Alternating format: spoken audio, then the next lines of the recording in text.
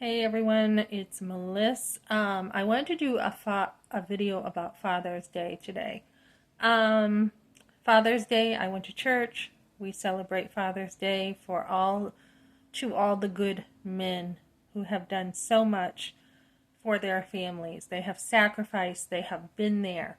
What is a father? I feel like we're living in a society where we don't always know what a father is. A lot of people come from having like a distant father, no father, distant father, a father who's just neglectful, whatever. But when we look at fatherhood, the number one example of a father is God. So God is loving and kind, gracious, more mercy than we could ever think of. But yet we have a God who is also a God of wrath against all unrighteousness.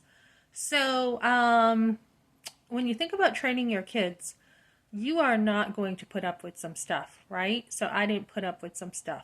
You're not going to let, like I heard a pastor today say, if dad is in the yard mowing the lawn or raking or whatever, and a white van comes up offering kids lollipops, he's not going to tolerate that, right? If the kids go in the truck and, they're kidnapped, you would think, what was wrong with this dad, right?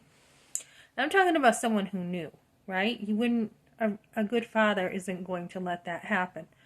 So, same here. I mean, a good father is going to watch out for his kids. He's going to be there through the up and downs for his kids. There should be an intimate relationship with father and sons, and a father should be there for his daughter.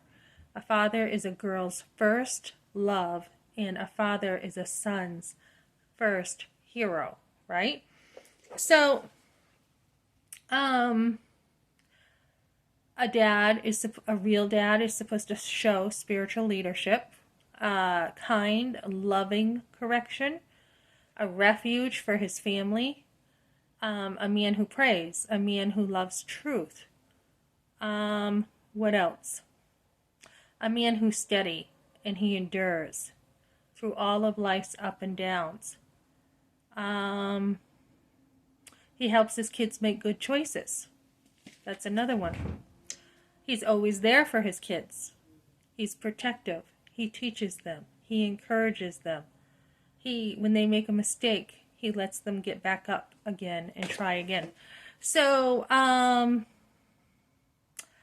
today, there are a lot of kids out there, and today, my sons, although not kids anymore, they do not have a dad in their life right now. Not because he died, but because he chose to leave his family. And I cannot tell you how destructive that is.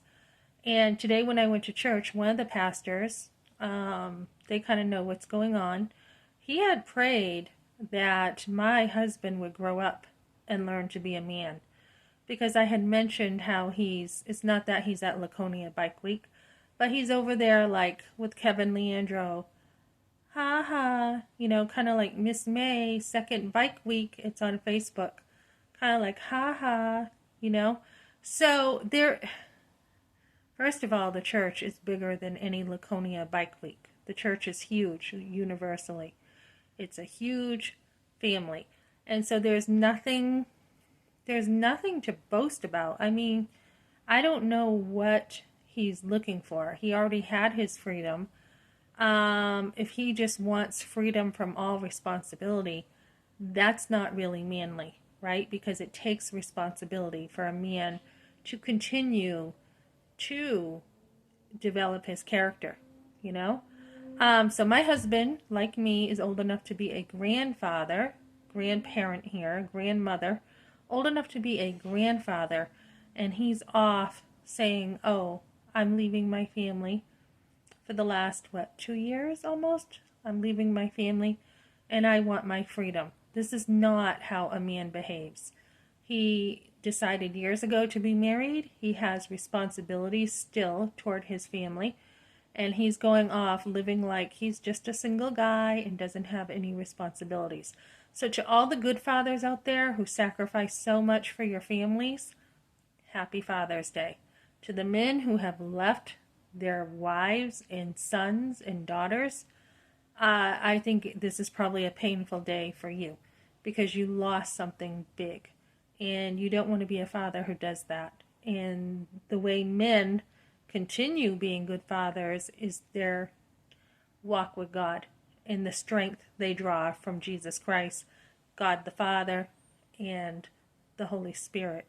You know, 3 in 1. Okay, thanks for joining me, guys.